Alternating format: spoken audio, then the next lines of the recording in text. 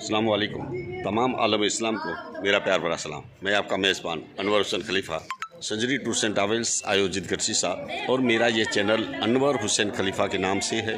आप हमारे इस चैनल को सब्सक्राइब करें, लाइक करें और शेयर करें ताकि कोई भी नया वीडियो हम आपकी खिदमत में पेश कर सकें। आज हमारी हाज़िरी है हिंदी साहबी रसूल बाबा हाजी रतन अब्दुल रज़ाक उर्फ़े बाबा हाजी रतन के दरबार में आज हमारी हाज़िरी है। यहाँ की हमने ज़ियारत की और जो भी डिटेल है आपकी खिदमत में पेश करने की कोशिश करेंगे। ये वो दरबार है जो बठिंडा की सरजमी पे हिंदी साहबी रसूल बाबा हाजी रतन का दरबार है। ये जिसने नबी पाक सल्लल्लाहु ताला अलैहि वसल्लम को अपनी पीठ पर बिठाकर नदी के उस पार करवाया था, और नबी पाक सल्लल्लाहु ताला अलैहि वसल्लम ने दुआ ऐसी दी कि बाबा रतन जाओ, तुम्हारी उम्र दराज हो, तुम्हारी उम्र दराज हो। 7 मरतबा नबी पाक सल्लल्लाहु ताला अलैहि वसल्लम ने बाबा हाजी रतन को इस तरह से कहा, अरबी मीठी भाषा में।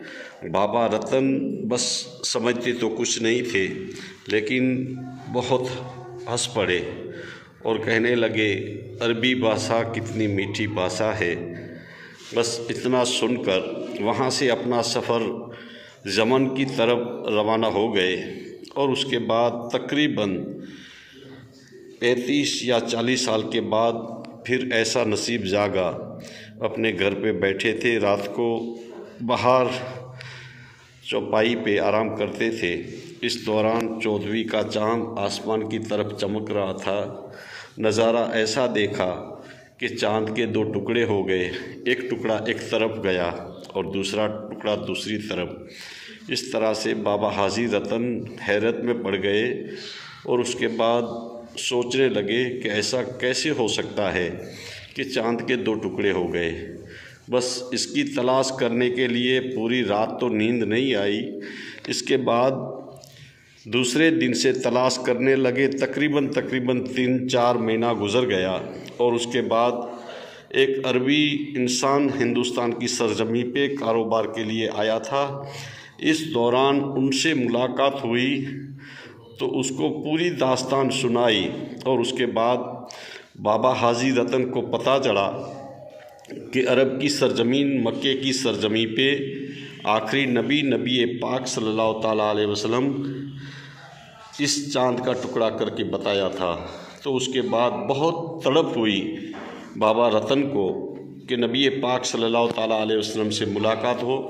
वहाँ से हिंदुस्तान की सरजमीन बठिंडा की सरजमी को छोड़कर मक्के की सरजमी की तरफ कूच किया, और जब मक्के की सरजमी पे पहुँचे उसके बाद पता चला नबी पाक सल्लल्लाहु ताला अलैहि वसल्लम हिजरत करके मदीना की तरफ कूच किया है।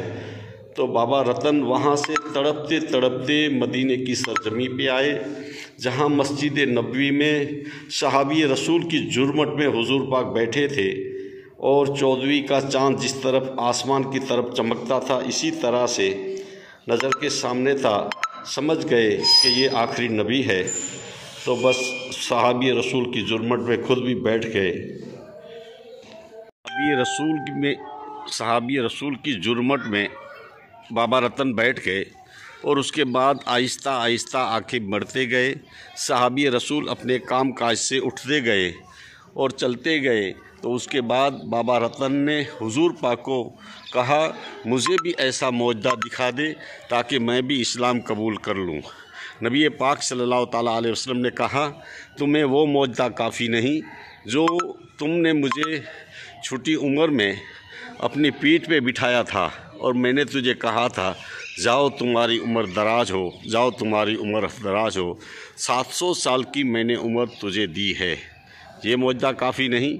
बाबा रतन समझ गए कि छोटी उम्र की बात मेरे आका को याद है, वो है आखिरी नबी।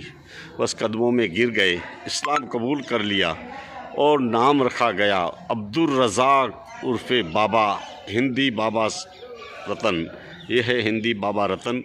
और मैं आपको जो दीदार करवाना चाहता हूँ, ये दरबार है। अंदरूनी दीदार भी आपको करवाया, और थोड़े अरसे तक हुजूर पाक की खिदमत में रहे, और उसके बाद जब हिंदुस्तान की सरजमी पे निकलने की कोशिश की। इस दौरान सहाबी रसूल उस्मान गनी ने एक ऊँटनी अता की और वो ऊँटनी उस्मान गनी ने कहा, बाबा रतन ये ऊँटनी आप लेके जाइए, मेरी यादगिरी आपके साथ रहेगी। और उसके बाद बाबा रतन उसी ऊँटनी को लेकर हिंदुस्तान की सरजमी पे आए। और उसके बाद ये ऊँटनी जो आपको मैं दीदार करवाने की कोशिश करता हूँ, ये है मेरे साथ कच्छ, मथुरा, खोखरा और लोहारिया से आने वाले ज़ायरीन। तो ये भी मैं इंशाल्लाह आपको मैं बताने की कोशिश करता हूँ। ये ज़ायरीन मेरे साथ है।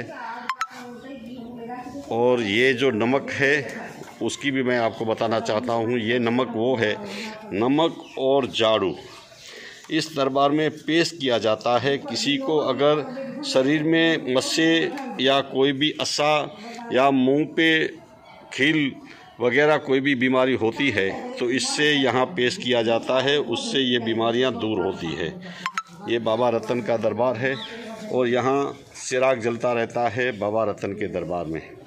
और मैंने आपको जो बात कर रहा हूँ वो है ऊँटनी की, जो ऊँटनी उस्मान गनी ने अता की थी। ये है ऊँटनी।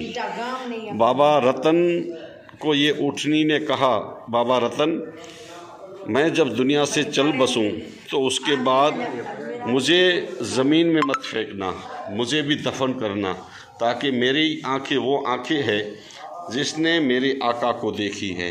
ये है हिंदी सहाबी रसूल के साथ उस्मान गनी ने जो ऊँटनी अता की थी, इस जगह पे ऊँटनी को दफन किया गया है। ये है बाबा रतन के साथ आने वाली ऊँटनी, इस जगह पे दफन की गई है। तो इस तरह से है हिंदी सहाबी रसूल बाबा हाजी रतन का दरबार। इस दरबार की मैंने आपको आज वीडियो बनाकर आपकी खिदमत में पेश करने की कोशिश करता हूँ। ये पूरा मंजर इंशाल्लाह आप भी आइए, बठिंडा की सरजमी पे है, दीदार कीजिए, इस दरबार की ज़ियारत करें ताकि दिल को सुकून मिले। ये है मेरे साथ आने वाले ज़ायरीन, मथुरा, छसरा, लोहारिया और खोखरा, यहाँ से आने वाले ज़ायरीन मेरे साथ है। सहाबी रसूल बाबा हाजी रतन के दरबार में हाज़िरी हुई और यहाँ से इंशाअल्लाह राजस्थान की तरफ, नागौर शरीफ, रोल शरीफ और बासनी शरीफ की तरफ ये दरबार में जाने का रास्ता है। ये दरगाह शरीफ यहाँ जो हिंदी सहाबी रसूल अब्दुल रज़ाक उर्फ़े बाबा हाजी रतन का दरबार है। और इसी दरबार में इस तरह से अंदर आने का रास्ता है। और ये है वो दरबार हिंदी सहाबी रसूल बाबा हाजी रतन का। इसी तरह से ज़ियारत होती है। आप भी आइए बठिंडा की सरजमी पे, और बठिंडा की सरजमी पे ऐसा खूबसूरत दरबार है, बहुत प्यारा दरबार है, सुकून वाला दरबार है। जो भी मांगेंगे इंशाअल्लाह सहाबी रसूल के दरबार के सदके यहाँ हर दुआ कबूल होती है। जिस किसी ने मुझे आज याद किया है, सबके लिए मैंने यहाँ दुआ मांगी है। आप भी मेरे लिए दुआ करें, मैं भी आपके लिए दुआ करता हूँ।